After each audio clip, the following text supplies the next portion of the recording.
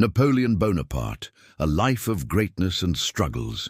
In 1769, a child born on the tranquil Mediterranean island of Corsica carried the destiny of becoming one of the greatest leaders Europe had ever known, Napoleon Bonaparte. However, his life was not destined to be an easy one.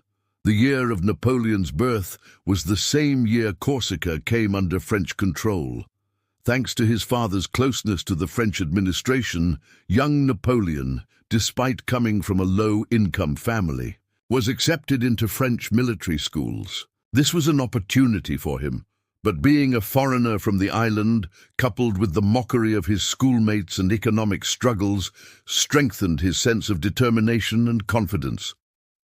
One particularly striking comment of his from this period reads, "Independence is like a tree rooted in my soul. Even as a child, he carried deep stubbornness and great dreams."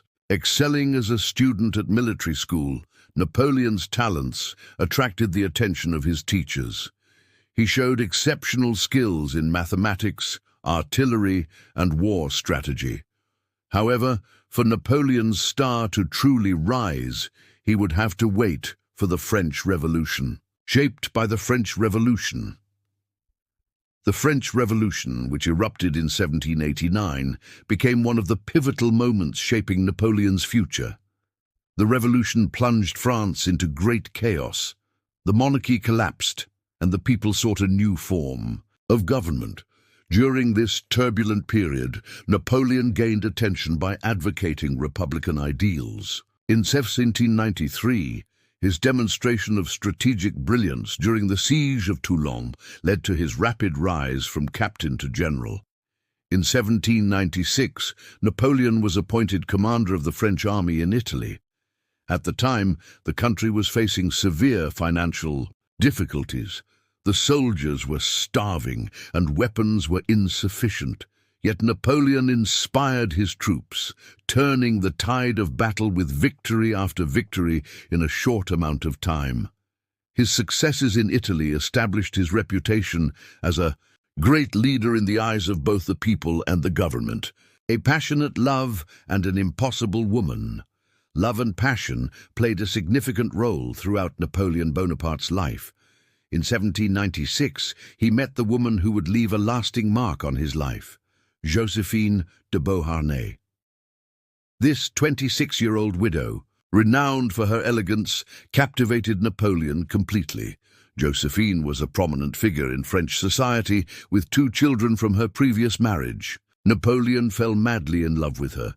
His letters to her still reveal the depth of his passion. In one letter he wrote, "Every hour without you is unbearable. I long to feel your lips, to hold you as I did yesterday." However, Josephine's infidelity frequently challenged Napoleon's love. While Napoleon was on his Italian campaign, Josephine's relationships with others deeply wounded him. Despite everything, Napoleon remained committed to the relationship for a time. But their tumultuous marriage eventually became a hindrance to Napoleon's political and personal ambitions. Josephine's inability to bear children further intensified his desire for an heir. In the end, in 1809, Napoleon had to divorce Josephine. Though it is said that he never forgot his love for her, the divorce was a political necessity for him. The Egyptian campaign, victories and discoveries. Napoleon stood out not only for his military genius, but also for his visionary nature. In 1798, he launched a campaign in Egypt. His military objective was to disrupt Britain's trade routes with India, but he also displayed great interest in scientific exploration in the region. Though for the Egyptians it was a devastating occupation, Napoleon brought scientists with him. During these explorations, the renowned Rosetta Stone was discovered, which later enabled the deciphering of ancient Egyptian hieroglyphs. Although the campaign did not achieve its military objective, it revealed Napoleon's wider vision. He was not just a commander, but a forward-thinking innovator. The Imperial era, power and reforms. In 1799, Napoleon returned to France and seized power through the Brumaire coup, becoming the first consul of France. This was the first step toward his establishment of an empire. In 1804, at the Notre Dame Cathedral, Napoleon crowned himself as Emperor of France. But he was not merely a monarch seated on a throne. He was a legislator, a reformer, and a strategist. The Napoleonic Code laid the foundations of modern legal systems, guaranteeing personal freedoms and property rights. Through educational reforms, Napoleon promised a brighter future for his people. Nevertheless, alongside these accomplishments, he was a ruler on the battlefield. His ambitious military campaigns across Europe showcased his political and military prowess. Yet his relentless drive for conquest also led to a coalition of nations opposing him. A second marriage of political necessity. After his marriage to Josephine, Napoleon was compelled to enter into another marriage dictated by politics. In 1810, to consolidate his power within Europe, Napoleon married Marie-Louise, the daughter of Emperor Francis II of Austria. This marriage symbolized an alliance with the Habsburg dynasty. Marie-Louise, young, innocent, and a perfect candidate for a political union, seemed to bring happiness to Napoleon. However, this relationship lacked the passion of his union with Josephine.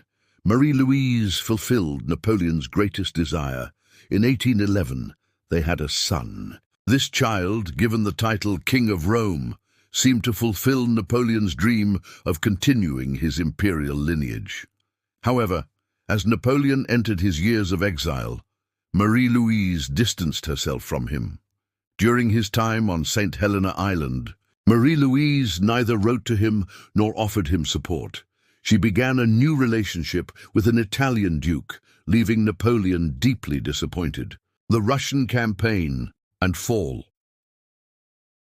By 1812, Napoleon had almost no territories in Europe left to conquer, yet his insatiable ambition led him to launch a campaign against Russia. Leading a colossal force of 600,000 soldiers, he advanced into Moscow. However, he found the city abandoned and burned. The brutal winter and the enemy's tactics dealt a devastating blow to his campaign. Only 100,000 of his soldiers returned from the expedition. This defeat marked the beginning of Napoleon's decline. In 1814, the Allied forces occupied Paris, forcing Napoleon to abdicate. He was exiled to Elba Island. However, Napoleon's story didn't end there.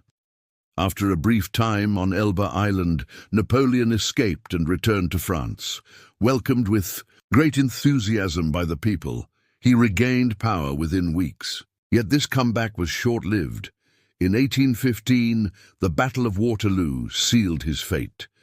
Defeated by British and Prussian forces, he was exiled to St. Helena Island, a legacy of triumphs and shortcomings. History remembers Napoleon for both his victories and his defeats, as well as the depths of his emotions. Even on his deathbed, it is claimed that he thought of Josephine. Napoleon was not just an emperor, but also a man of great passion.